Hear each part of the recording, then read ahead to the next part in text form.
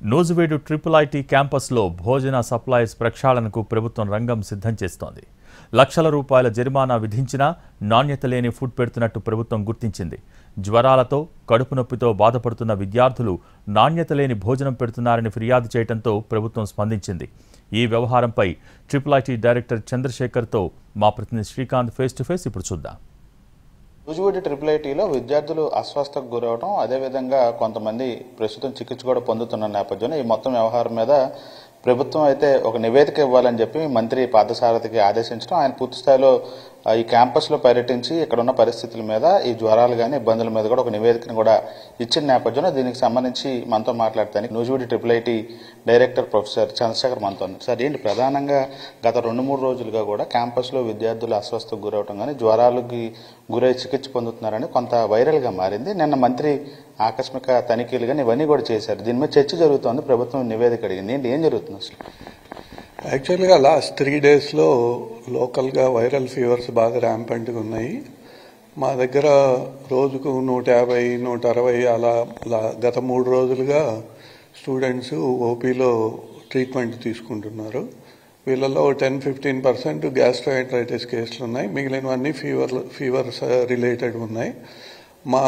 మా దగ్గర 4 డాక్టర్లు ఉన్నారు. వాళ్ళు షిఫ్ట్ వైజ్ వీళ్ళకి ప్రాబ్లమ్స్ వచ్చినప్పుడల్లా వాళ్ళను మెడికేషన్ ఇచ్చి రిక్వైర్మెంట్ ప్రకారము కొంతమందిని హాస్పిటల్లో ఉంచుకొని మిగిలిన వాళ్ళని రెస్ట్, సాఫ్ట్ డైట్ అడ్వైజ్ చేశారు.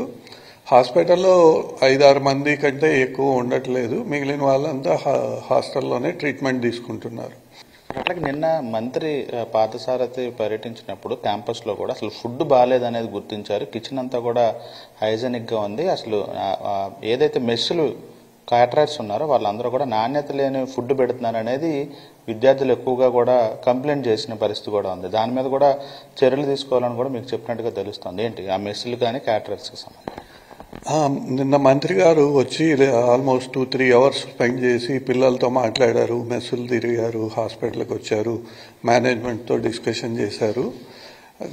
బేసిక్గా క్వాలిటీ ఆఫ్ ఫుడ్ గురించి పిల్లలు చాలా కంప్లైంట్స్ చేశారు. యాక్చువల్గా మాకు క్వాలిటీ ఆఫ్ ఫుడ్ టెస్ట్ చేయడానికి మెస్ కమిటీ ఉంది, ఆన్లైన్ ఫీడ్బ్యాక్ తీసుకోవడానికి ఒక వాట్సాప్ గ్రూప్ ఉంది. వీటిని మేము ఇంప్లిమెంట్ చేస్తున్నాం. ఎప్పటికప్పుడు ఏమన్నా కంప్లైంట్స్ వచ్చినా, ఫీడ్బ్యాక్ వచ్చినా వాళ్ళకి పెనాల్టీలు వేస్తున్నాము.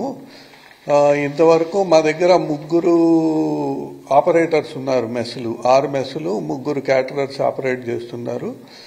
మాకు వచ్చిన గత 6 నెలలు 8 నెలలుగా ఫైన్ క్యాటరర్స్ మీద క్వాలిటీ ఆఫ్ ఫుడ్ మెయింటైన్ చేయడం లేదని చెప్పి 3 times 5% of the total payment in the month penalty వేశాము. అలాగే అనూష క్యాటరర్స్ కూడా 2 times పెనాల్టీ వేయాల్సిన అవసరం వచ్చింది క్వాలిటీ ఆఫ్ ఫుడ్ గురించి. అదే కాకుండా మేము మెస్ కాంట్రాక్టర్స్ను రెగ్యులర్గా పిలిచి మాట్లాడి how to be careful, quality of food ఎలా మెయింటైన్ చేయాలా, పిల్లలతో పాటు మీటింగులు పెట్టి వాళ్ళ ఫీడ్బ్యాక్ తీసుకొని రెగ్యులర్గా టచ్లోనే, అంటే రెగ్యులర్గా మానిటరింగ్ అయితే జరుగుతుంది. కాకపోతే అప్పుడప్పుడు ఇలాంటి కంప్లైంట్స్ రావడం జరిగినప్పుడల్లా మేము యాక్షన్ తీసుకుంటున్నాం. సార్, ఈ క్యాటరర్స్ మీద మీరు అన్నట్టుగా లక్షల్లో ఫైన్లు వేస్తా ఉన్నారు.